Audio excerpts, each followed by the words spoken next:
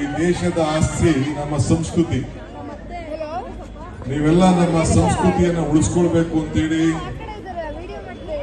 ನಿಮ್ಮ ಉಡುಪನ್ನ, ನಮ್ಮ ನಾಡಿನ ಉಡುಪು, ಭಾರತದ ಉಡುಪನ್ನ ತಾವೆಲ್ಲ ಪ್ರದರ್ಶನ ಮಾಡಿ ಕಾಪಾಡ್ಕೊಂಡು ಬರ್ತಾ ಇದಕ್ಕೆ ಎಲ್ಲ ನನ್ನ ಸೋದರಿಯರಿಗೆ, ನನ್ನ ತಾಯಂದಿರಿಗೆ, ನನ್ನ ಸ್ನೇಹಿತರಿಗೆ ಎಲ್ಲರೂ ಕೂಡ ನನ್ನ ಕೋಟಿ ನಮಸ್ಕಾರಗಳು, ಅಭಿನಂದನೆಗಳು. ನಾನೇನು ಹೆಣ್ಮಕ್ಳನ್ನೇನು ಹೊಗಳಬೇಕಾಗಿಲ್ಲ. ನಿಮ್ಮಿಂದ ಜನ್ಮ, ನಿಮ್ಮಿಂದ ಬದುಕು, ನಿಮ್ಮಿಂದ ಸಂಬಂಧ, ನಿಮ್ಮಿಂದ ಆರೈಕೆ, ನಿಮ್ಮಿಂದ ಆಶೀರ್ವಾದ ಎಲ್ಲವೂ ಕೂಡ ಇದೆ. ಅದಕ್ಕೆ ನಾನು ಅಧ್ಯಕ್ಷ ಆದ ಮೇಲೆ ನಿಮ್ಮ ಹೆಣ್ಮಕ್ಳಿಗೆ ಸಹಾಯ ಮಾಡಬೇಕು ಅಂತೇಳಿ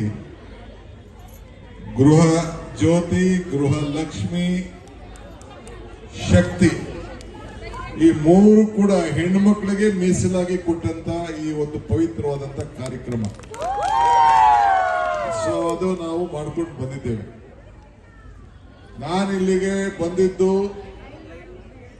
ಮುಂದಕ್ಕೂ ಕೂಡ ಅನೇಕ ಕಾರ್ಯಕ್ರಮಗಳನ್ನು ರೂಪಿಸಲಿಕ್ಕೆ ಈಗಾಗಲೇ ಚಿಂತನೆ ಪ್ರಾರಂಭವನ್ನ ಮಾಡಿದ್ದೇವೆ.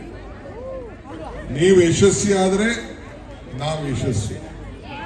ನಮ್ಮ ಸರ್ಕಾರಕ್ಕೆ ನೀವೆಲ್ಲ ನಿಮ್ಮ ಕುಟುಂಬವನ್ನ ಯಾವ ರೀತಿ ಬೆಳೆಸ್ತಾ ಇದ್ದೀರಿ, ಯಾವ ರೀತಿ ನಿಮ್ಮ ಕುಟುಂಬದ ಪ್ರತಿಯೊಂದು ಹೆಜ್ಜೆಗೂ ಕೂಡ ನಿಮ್ಮ ಮಕ್ಕಳ ಭವಿಷ್ಯ, ನಿಮ್ಮ ಆರೈಕೆ, ತಾಯಿಯಾಗಿ, ತಂದೆಯಾಗಿ ಎಲ್ಲಾ ರೂಪದಲ್ಲೂ ಕೂಡ ತಾವು ಮಾಡ್ತಾ ಇದ್ದೀರಿ.